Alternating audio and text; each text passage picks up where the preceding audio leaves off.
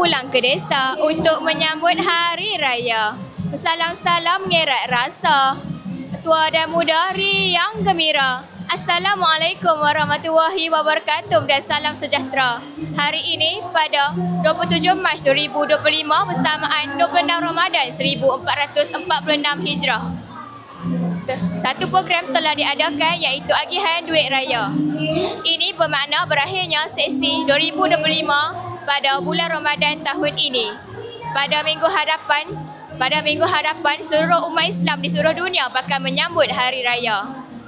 Jadi kita akan mendengar beberapa ucapan hari raya dari pelajar-pelajar SMK BPJ.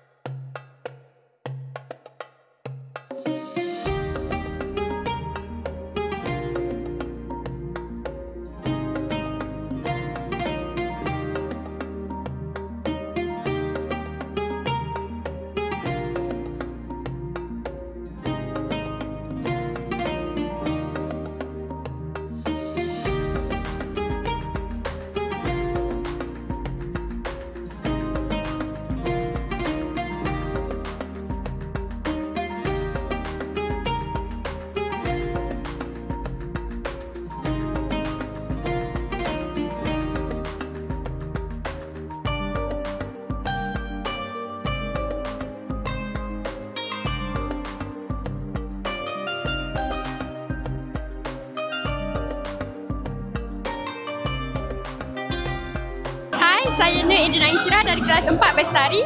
Saya Nur Adriana Alisha dari kelas 4 Amanah. Kami ingin mengucapkan selamat Hari Raya. Maaf zahir dan batin. Bye. Bismillahirrahmanirrahim. Assalamualaikum. Saya Nur Damia Arisha dari kelas 4 Amanah. Mengucapkan selamat Hari Raya Aidilfitri buat semua warga SMK Bandar Putrajaya.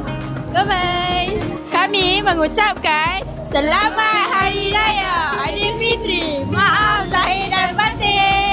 Doakan kita orang SJA SPM tau. Kami ucapkan selamat Hari Raya. Maaf zahir dan batin. Kosong-kosong. Kami, pelajar tingkatan 5 SMK Bandar Putrajaya ingin mengucapkan selamat Hari Raya. Terima kasih. Assalamualaikum. Kami mengucapkan selamat Hari Raya Aidilfitri. Maaf zahir dan batin kepada seluruh umat Islam. Kosong-kosong. Bye-bye.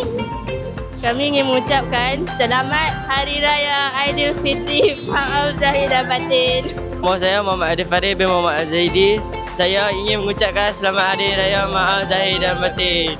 Kami dari PKI SMK Bandar Putrajaya ingin mengucapkan selamat Hari Raya Aidilfitri. Maaf zahir dan batin. Bye. Selamat Hari Raya Maaf zahir dan batin. Hai, nama saya Nur Izzah Zati dari kelas 5 Karisma. Saya nak mengucapkan selamat Hari Raya Aidilfitri. Maaf zahir dan batin. Bye. Kami dari kelas 3 Dinami ingin mengucapkan selamat Hari Raya Aidilfitri. Maaf zahir dan batin.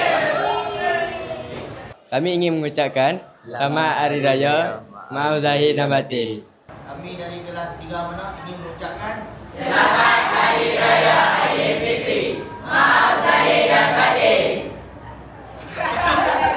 Kita sudah di penghujung. Saya mengucapkan selamat menyambut Hari Raya Aidilfitri kepada semua warga SMK BPJ. Sambutlah Hari Raya dengan penuh gembira setelah sebulan berpuasa.